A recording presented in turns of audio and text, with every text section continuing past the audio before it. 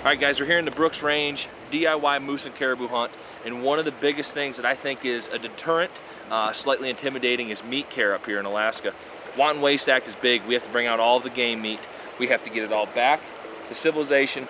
We have to have it edible. All right, so there's a couple ways to do this. I'm gonna show you 2 ways to build a meat cache. First one, if we're around here, we're in moose country, we have trees, okay? So an easy, simple meat pole, one single ridge pole, lashing it on each side in this scenario with 550 paracord, done. We got wind moving down through so it can get a little bit of breeze, and then the next part is we're gonna give it cover. So, breaking it down simple, we got the meat pole, and then all I'm taking here is I prep about 10 of these, have them ready for hunt. I cut paracord, 550 cord, about 24 inches long, tying an overhand knot here on this end, making a loop, tying an overhand knot here on this end, making a loop, burning the 2 ends, and I just keep these in my kill kit ready to go. I carry about 10 of them at all times.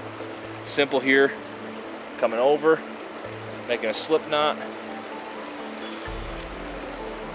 pulling through. Now we've got this down here, make a slip knot here, put the quarter in, cinch her tight, and now she's hanging. From this point, you've got everything hung, ready to roll. Now what we're gonna do is cover it. The overall goal here is to keep the meat cool, keep it clean, and keep it dry. We got the game bags off of it once we got it back here to the meat cache so that it can form a nice crust and keep these bugs off of it. I'm tired of this tree. So this is one of the strategies. We have the center pole here, the ridge pole. This meat has been hanging here for a few days, so we've already got this black crust. Again, bacteria cannot grow in less than 50 degrees. So this is good. This crust also prevents those flies from getting in there into this wet spot. So we've kept it clean, kept it cold, has a nice crust on here. You're getting ready to bag this, but I just like to check that this meat is running right now at between 44.7, 44.5. The goal is to get it down to 42, so this is good. The other thing is you're just smelling it. It doesn't have any sort of foul smell. When you get into the bones like these are quarters here, checking. Make sure it doesn't have any bone sour. Smells good, looks good, no maggots, no flies, no anything on it. This meat is dialed. We're gonna rebag this, and then it's ready to get on the next plane and get brought back to civilization, get processed. In a perfect scenario, this is my ideal meat cache, but you're not always in scenarios where there's trees to build this pole, so I'm gonna show you the other option.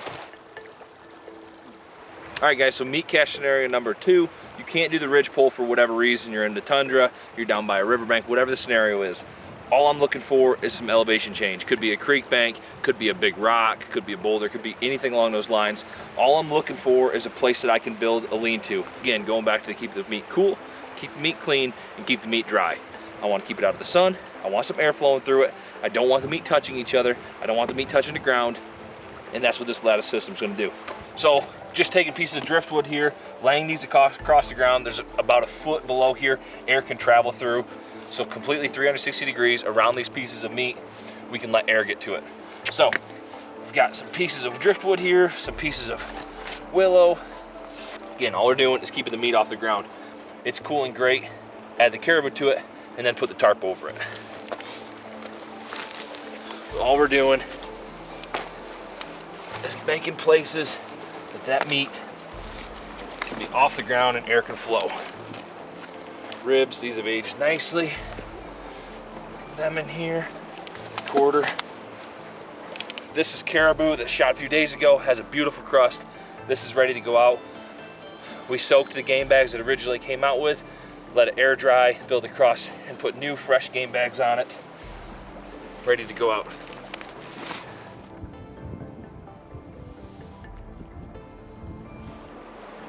This meat's sitting right now at 45 and a half. You get another cool day or so. So now all we gotta do is get this covered up, let the meat keep drying.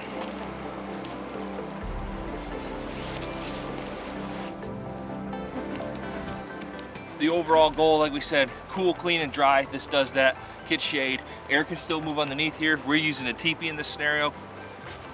Real quick, the big thing, you can get in here, air circulating, sun's off of it. Air can come underneath the meat. Some places we can keep an eyes on it, make sure bears, wolves aren't getting to it. So that's it, guys. 2 different scenarios. build a meat cache depending on what you've got around you. Remember, the overall goal, cool, clean, dry, get the meat out of the field, get it back home, and enjoy it for years to come. If you guys got a different way of doing it, if you got other ideas, questions, comments, let us know, and good luck hunting.